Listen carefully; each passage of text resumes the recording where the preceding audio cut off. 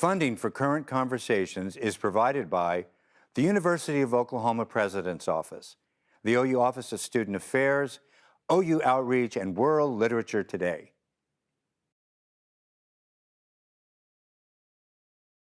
Welcome to Current Conversations. I'm R.C. Davis-Indiano. The show today is from our archive, and it is with an important environmental activist, leader, and author. From 1992 to 2010, Carl Pope was executive director of the legendary Sierra Club, and for many people, he remains the personification of innovative approaches to environmental protection. Join us for this fascinating conversation with a lively thinker.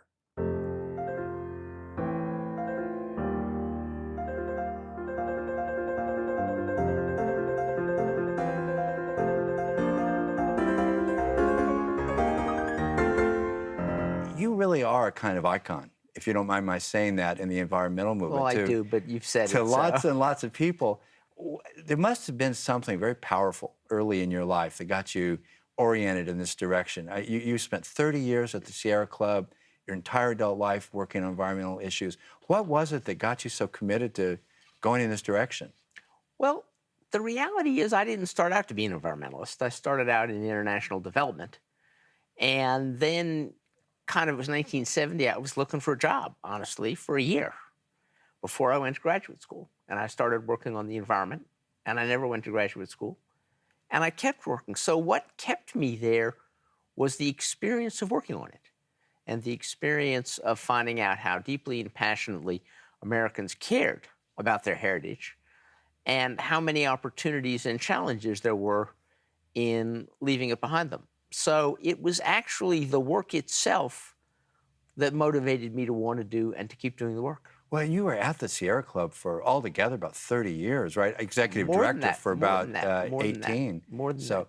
what was the Sierra Club? Okay, it started, legendary Sierra Club, everybody knows about it. Started in 1892. What was it like? What was the Sierra Club you found when you came on board? Well, it was changing very rapidly. It was just after the first Earth Day, 1973. The organization had just decided that if you really wanted to protect wild places, you had to worry about air and water pollution and energy. And we were beginning to work on those things.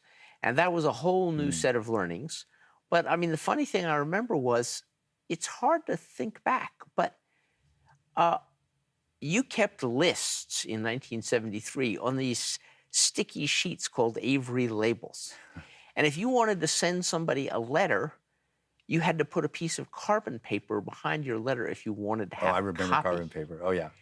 And when I look back at the limited communication tools we had, and yet we still managed to get a lot of good work done, you sort of wonder sometimes if all this modern connectivity is quite as productive as we think it is. We do a lot more stuff, but do we get a lot more done? Not quite as clear. Now, if somebody looks into the history of environmentalism in the U.S., they're going to look at 19th century preservationism, sort of wanting just to stand in awe of the cathedral of nature, John Muir's idea of the fountain of life, et cetera. By the time you come on board with the Sierra Club, conservation is a kind of scientific stewardship of the environment. Would that be a way to talk about it? Well, that was one strand, but the Muir strand kept on going. The Sierra Club was always more in Muir's camp and not so much into the management camp. Okay. Because the Sierra Club actually started out giving or organizing tours and hikes and that kind of thing. Did you, the focus on public policy, was that, that's a big part of the Sierra Club. Was that already a strong strain? Did you bring that in, No, make it I stronger? did. That was a strong strand. Actually, the history was Muir was all about public policy. Okay. He used to say, any fool can cut a tree. It takes Uncle Sam to save one. And then there was a period in the 20s and the 30s when the emphasis on public policy went down quite a bit. And that was the era of the high trips and the hiking. Right. And then after World War II, David Brower's generation came back. Yeah. And they had fought in the mountains of Italy with the 10th Mountain Division. And they came back and said, we don't want America's mountains trashed like Italy's. And they got back into public policy. Brower really created the public policy emphasis. And I simply came in. When I came in, he had just left, and that was going strong. John McPhee's Encounters with the Archdruid about David Brower left a huge impression on me. I mean, what a Yeah, great no, that was a book that made a big personality. impression on me, yeah. Now, you increased the membership a lot, too, like some 400,000 while you were there? Well, the club, you have to remember that again, think about the technology. Yeah. Before 1980, there wasn't direct mail. And if you joined an organization, you probably joined the organization because somebody asked you to, somebody you knew. Yeah. So the club had gotten to be about 150,000 when I became executive director, 180,000. And then direct mail came in, and we began to grow very rapidly. And then after direct mail, there was the internet, there was online communications, there was social networking. It became possible to reach much, much larger numbers of people. But the trade-off was they didn't know you as well. Right. So not all those 400,000 members were doing much. And the big challenge I had during my years as executive director was how to tap that potential, how to find those people who cared enough to send us $35, but they didn't know anybody. And so they didn't really know what to do. How did we engage them? And that's still a struggle. Now, it got up to, isn't the membership around 1,200,000? We now have members and supporters because a lot of the younger generation thinks about these activities differently. Their view is, I'm with you when I'm doing something with you. And then maybe next year, I'm doing something with somebody else. Yeah. So I'm not going to join. I don't want to pay dues. I'll give you money, but I don't want to pay dues. So the shift has gone from membership as a voting thing to membership and support as a participatory thing. Now, to an outsider looking in at the Sierra Club, and I'm trying to look at it through the lens of your work there, the effort of the Sierra Club doesn't seem to be one traditionally that's hand in hand with the corporate world or unions or anything like that. But I noticed around the mid-2000s, change in what you're doing, the Blue-Green Alliance with the United Steelworkers, and then 2008, you got involved in the Boone T. Pickens $12 billion wind turbine project. I mean, this was very exciting at the time. I remember when you all met at his place in Texas. That's a very different direction. It looks like you're starting to move off in your own direction with efforts like that. Or am I wrong? Was that something the Sierra Club felt comfortable with? No, the Sierra Club was comfortable with the fact that we had to go broader, because what happened was in 2005, we went out, we had our first big national convention. We had 3,000 leaders from all around the country into San Francisco. We said, what should we do for the next decade? And really, quite to my surprise, our grassroots leadership said, do climate. We had worked on climate, but it had never been our central focus. In 2005, our membership and then our board said, make climate your big priority.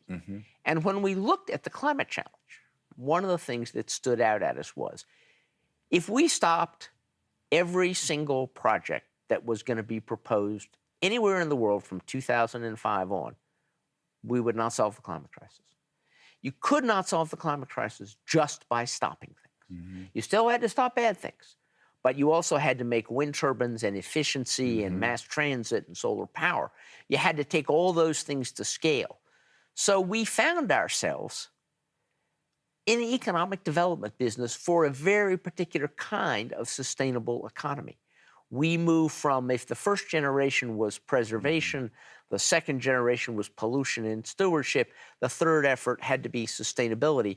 And sustainability meant a different kind of relationship with the economy, because we now it's not enough to slow things down. We have to stop some things, like coal-fired power plants. We have to slow down other things, like our dependence on natural gas. And we have to speed up still other things, like high-performance engines and solar power. See, I might be overly influenced by somebody you and I were talking about earlier, Nordhaus and Schellenberger, that famous essay in 2004, The Death of Environmentalism. And one of the points they made, and I really connect this with you actually more than them, was the whole initiative to be for things rather than trying to stop things. And from an outsider's perspective, it seems like the Sierra Club was forever trying to stop bad things from happening.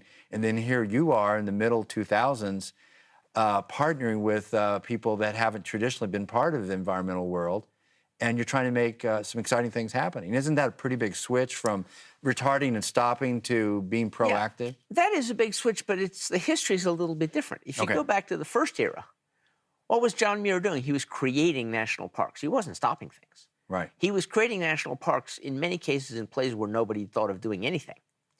But when you got into the pollution era, cleaning up pollution was about, cleaning up bad things. Right. So the pollution era from, say, 1970 to 2005, that 35 years was pretty much about stopping bad stuff. Yeah. And then when you turned to the climate and sustainability challenge when you went global, Right. you said, well, look, excuse me, but they need new power plants in India. They need new electricity. So we're going to have to find something that will do the job without polluting the planet. So you did make a big shift, but it was a shift that was really produced by the change in the focus of the issues and a change in the scale. It seems to me that you were part of a redefinition of a couple of very important concepts. The notion of the commons, on the one hand, it seemed like you broadened that out, and now the commons wasn't just nature in that traditional sense. It was industrial muscle. It was possible to have environmental initiatives that dealt with a much broader notion of what we can draw on. Weren't you redefining the commons? Well, I think that that's an interesting question. I haven't thought about it that way, and I'm not sure I'd say we were redefining the commons, although the commons had dropped out of public discourse. So I thought we were really reviving the notion of the commons, because the notion of the commons always included the town square as well as the village park. Right. Those were both common spaces. And I think in the 80s, one of the things Ronald Reagan, unfortunately, really did was he had no use for the commons.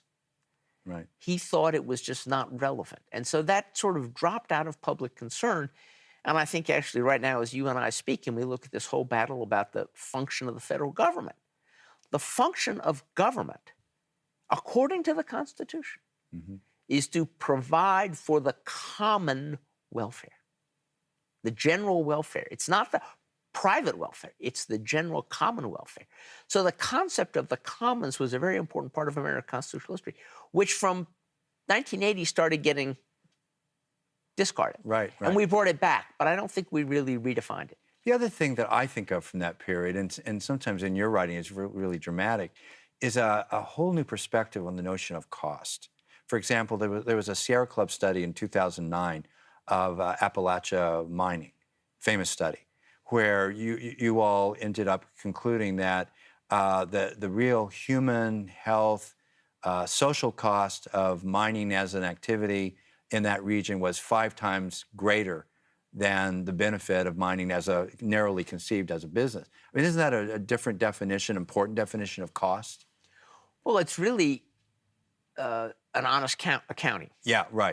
Actually, one of the fundamental things that we discovered as we began to look at climate and energy issues was society was operating from a set of cooked books.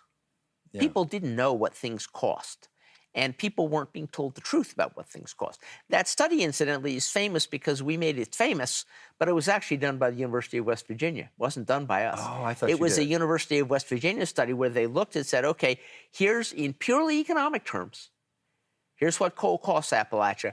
Here's what coal gives Appalachia. Appalachia was a net loser on coal.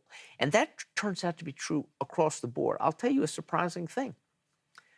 Everybody says, oh, well, the reason we use fossil fuels is because they're cheap. They're not cheap anymore. Maybe they were cheap once upon a time. But even in out-of-pocket costs, at $100 a barrel, at $4.25 a gallon, oil and gasoline are not cheap. There are a lot of cheaper ways to get to work than filling up your car with $4.25 gasoline. But you don't have the option of using them. You don't have choices. So what we need to do is to say, wait a minute, when we gave the oil industry, and I know I'm in Oklahoma, but when we gave the oil industry a monopoly on our transportation sector, we did a foolish thing. Because one of the things we know about monopolies is at the end of the day, they gouge you. That's what they do. We gave oil a monopoly on transportation, and we need to break that monopoly. See, I think you're an insider, and maybe I see the drama more of this recalculation of costs. I think it's really big. When people talk about electric cars, it's so simple. You just plug it in your garage, and it's so clean. And what about all the coal that was used to generate the electricity to begin with? That's the real cost, right? That's the kind of analysis that you got the rest of us to think about. Well, you do need to, but it actually turns out, in fact, that we're going to be replacing that coal with something cleaner. So go buy an electric car. I mean, yes, right now in Right. some parts of the country, the electricity is not as clean as you would like, but it's going to get cleaner. But gasoline is not going to get cleaner. So you're still better off driving an electric car. And we need to make them cheaper, and we need to bring them to scale, and we need to give you more places to charge them. One of the reasons you won't drive an electric car is because you're not sure. You're driving to Salt Lake City, where you're going to power up. You're not sure. I think you and others in the environmental movement have really taught the rest of us that more pieces need to be on that table. The real costs, social costs, what's subsidized, what's hidden, if there's carbon emissions and they're being stacked up in a poor neighborhood and the wealthy neighborhood doesn't have to deal with that, somebody's still paying that price. Cooking the books has always been a bad Cooking idea. the books. I and like that's that. what we have done over and over again in the environmental arena, is we have let people count their profits and not take into account the losses that were being imposed on the rest of us. So by the end of that decade, say by 2009, 2010, this is really the perspective on the environment, really. It has to do with manufacturing and the real cost that it takes to do things, not the hidden costs. Don't you think that's a change that takes place over that 10 years? Over that 10 years, let me think. It probably took place over 15 years, actually, Okay. because we began dealing with trade issues at the end of the first Bush administration. And we began dealing with them because the Sierra Club was trying to protect tropical rainforests, and we were trying to protect them in Myanmar. And so we were getting states to say they wouldn't allow wood that had been sourced from Myanmar to be sold inside their state. Right. And we started hearing that we were about to sign a trade agreement that would make it illegal for states to do that. So we began to realize that people's democratic rights to say, wait a minute, we have values and we want to reflect those values in what we buy, those rights were being threatened by a whole new global pattern of commerce. And we had to deal with that whole pattern of commerce. And as we dug into it, we discovered things like, look, if I went into your backyard and you have a prize rose, it's 100 years old, I dig it up and I go into a truck down the street and I sell it. I'm not engaging in commerce. I'm fencing. I'm committing a crime. 90% of the mahogany that comes into the United States from Peru is stolen illegally in Peru. It's fencing. This is not trade. This is fencing. Yeah. But it got called trade. So all of a sudden, environmentalists were dealing with trade rules, not something we had a lot of expertise about, frankly. But if you followed the global economy, you got pulled into a lot of things that were new. Another example on the good side, broadband access. I mean, you would say, what does that have to do with the environment? Well, it turns out that in communities where people have good broadband access, they don't have to drive as much. They save a lot of fossil fuels, maybe 10, 15% of our fossil fuels would be saved if all Americans had access to broadband that's as good as it is in South Korea. So all of a sudden you say, well, there's a solution. Who'd have thunk it? This notion, I guess maybe it would come under environmental justice. I'm not sure how to describe it. Does seem to be a new paradigm to me. It's not preservationism. It's not conservationism. And it brings a lot of people together. There's a class dimension of it, but potentially environmentalists are going to be working with manufacturers. Well, environmentalists are working with manufacturers. I mean, if you look and say, okay, we at the Sierra Club supported the rescue of the U.S. auto companies, but we supported the rescue of the U.S. auto companies under the conditions that they remake themselves for sustainability, which Ford and GM did.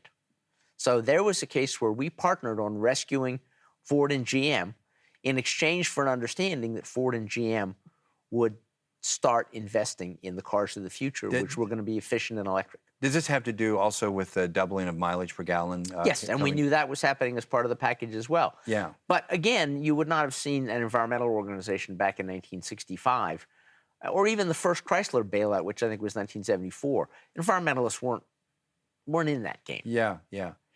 Talk to me a little bit about the opposition to environmental issues. And it seems like a large subject to me. I mean, there's specific examples like the wise use movement, which I know is it's a coalition of a lot of very, very far-right, anti-environmental issues people. But there seems to be some resistance to the insights of science, to the processes of science. How do you read the opposition to recognizing environmental issues? Well, I think it is a complicated landscape, and it's important not to lump everybody together. Right. The fundamental the fundamental opposition is a way of thinking and a set of business practices that go along with a way of thinking, which says the most important thing we can do is to take natural resources and turn them into money quickly, Yeah. and nothing else matters. That's what Wallace Stegner, the great writer, called the boomer mentality in the West. It wasn't the settler who came out to build a community. It was the guy who came in to cut down the trees and move on, or to dig the mine and play it out and move on. It was the moving on mentality. That moving on mentality is still with us, and it leads to business practices like clear-cutting forests, mountaintop removal as a way of mining coal, irresponsible development of natural gas and oil, chemical factories that you don't maintain, you just run them into the ground and you pollute the surrounding community. That's the big enemy. It always has been. And it's an enemy that really is rooted in three values: lack of respect for the natural world, a lack of concern for the future, and a really hardwired selfish individualism. What's in it for me now? You know, I think there's some barriers to understanding environmentalism that are in some ways understandable. The Rasmussen Energy Report says that, you know, at any given moment, you know, roughly about half the country think there's nothing to worry about with the environment. And maybe that they could say, well, the science behind understanding global warming is complicated, where effects are displaced by decades from their causes. You either have to be sophisticated in science or just have a lot of patience to understand that. But I think what you're saying is there are maybe some unscrupulous folks who are exploiting the natural difficulty of understanding environmental issues because they can and because they've got ulterior motives. Would that be? Well, absolutely. And I would say that, in fact, lots of things about environmental science are complicated, and lots of things about environmental science are uncertain. Yeah. But if you look at the history, it turns out that conservative politicians did not decide that global warming was a hoax because conservative voters did. They decided because their campaign contributors Right. decided, and then the voters followed the politicians. And it was a convenience, and then once they're out there on that limb, they stay Well, with it. Yeah. it's a well-paid convenience, frankly. I mean, they got lots of campaign contributions from, and the Koch brothers really do have a very, very major, if you will, almost controlling interest in the Tea Party. That doesn't mean that most people in the Tea Party care about what happens to Koch Industries. They're just out there protecting their communities. But the messages they're getting on Fox are messages which are paid for by companies with financial interests and ideological beliefs. Now, there are some organizations, and I think you're connected with some of these, that are trying to advance the good, to try to encourage a new kind of thinking about manufacturing and the environment and bring a lot of people together. The Apollo Alliance, I think you were one of the founders of that. Any of those that you think is particularly effective, or maybe you'd like to say a few words about? Well, I mean, the Apollo Alliance has now merged with another organization I helped start, which was the Blue-Green Alliance. And the Blue-Green Alliance now has 13 million members. That's a huge number, yeah. much larger than the membership in the environmental movement. And what it's effective at is identifying where a vibrant American economy and a healthy American environment are partners. And that's the common thing. The reality is we need to build a lot of new factories in this country. And any new factories we build are going to be cleaner than the factories they replace. We need to replace and upgrade America's housing stock. And the houses we build are going to be better environmentally than the houses they replace. We need a new grid, and that grid is going to be more sustainable than the grid we've got today. The challenge we face in the United States right now is very simple. We need to move into the future faster than our competitors. And the people who don't want to move into the future are actually the people who are invested in the dirty technologies of the past because they want to keep using old factories, old houses, old power plants. So we're in a moment when moving America forward fast. Will be job creating for one thing. It's job creating. It's good for workers. Yeah. It's good for environmentalists. It's good for the economy. It's good for health. So there's a huge win-win, but there are people invested in the past, and they're going to fight. If 2 or 3 things we could make happen right now, we'll decide on this show, that ought to happen in regard to the environment, what would they be over the next couple of years? We would create a national funding mechanism which would enable any city or state or business that wanted to modernize its infrastructure and could prove that it could pay the money back to borrow the money to do so very cheaply and pay it back very reliably. We would rebuild America in the next 20 years as if we had just been through a major war. We have not been through a major war, but we have a lot of old stuff. Our infrastructure left over is in bad shape. in very bad shape. And we would upgrade, modernize, and replace it all over the next 20 years. And we would build the educational system that's necessary to train people to do that work. Okay. That's actually all we need. We need a way to borrow the money cheaply. I would nominate the federal government. It can borrow money for almost nothing. But it shouldn't spend the money. It should get paid back. Because when people build a more energy efficient house and don't have a utility bill, I mean, what's not to like about not having a utility bill? When you don't have a utility bill, you can afford to pay for the insulation you put in. Okay, personal question to end this up. When they write the history of environmentalism in this time, what do you hope they say about you?